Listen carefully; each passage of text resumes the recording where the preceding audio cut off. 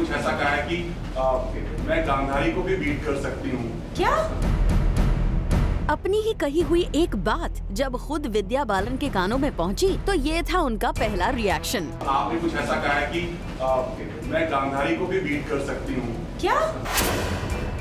जी हाँ, विद्या बालन का मुंह खुला का खुला रह गया जब उन्होंने अपनी प्रेगनेंसी की बार बार आने वाली खबरों की वजह से सुनी खुद को माइथोलॉजिकल कैरेक्टर गांधारी से कंपेयर किए जाने की बात। और लगता है एक बार के लिए तो खुद विद्या भी चौंक गई कि कहीं मजाक मजाक में हुई बात का कोई बड़ा बतंगड़ न बन जाए। इसीलिए जब उनकी कही हुई बात का जिक्र खुद उन तक पहुँचा तो उन्होंने बड़ी सफाई से इस मामले को सल्टा दिया। आपने ऐसा कुछ कहा कि मतलब 10 महीने में 10 बार प्रेग्नेंट होने की बात कही है। ओ अच्छा, उस तरह से। हाँ, मैं कह रही थी कि गांधारी ने तो 100 बच्चे पैदा किए, जिस तरह से मीडिया कहती रहती है कि मेरे हर महीने बच्चे होने वाले हैं, तो मैं कहती हूँ कि शायद उनका नंबर भी मैं पार कर जाऊँ। अब तो आप समझ ही गए होंगे कि आखिर ये पूरा मामला क्या है। विद्या खुद को गांधारी बताने पर क्यों मजबूर हो गई हैं? दरअसल पिछले कुछ दिनों में विद्या बालन की प्रेगनेंसी की इतनी बार खबरें आ चुकी हैं कि उन्होंने प्रेगनेंसी तो क्या, बच्चे का जिक्र करना भी बंद कर दिया है। अरे चाइल्ड की बात मत करो।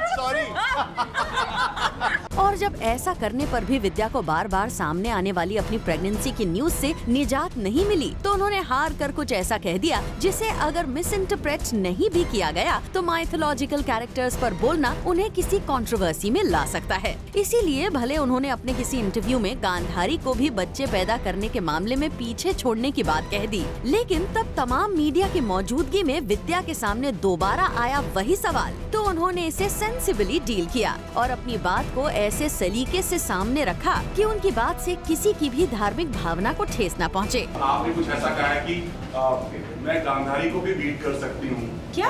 आपने ऐसा कुछ कहा है कि मतलब 10 महीने में 10 बार प्रेग्नेंट होने की बात कही है। ओ अच्छा, उस तरह से। हाँ, मैं कह रही थी कि गांधारी ने तो 100 बच्चे पैदा किए, जिस तरह से मीडिया कहती रहती है कि मेरे हर महीने बच्चे होने वाले हैं, तो मैं कहती हूँ कि शायद उनका नंबर भी मैं पार कर जाऊँ।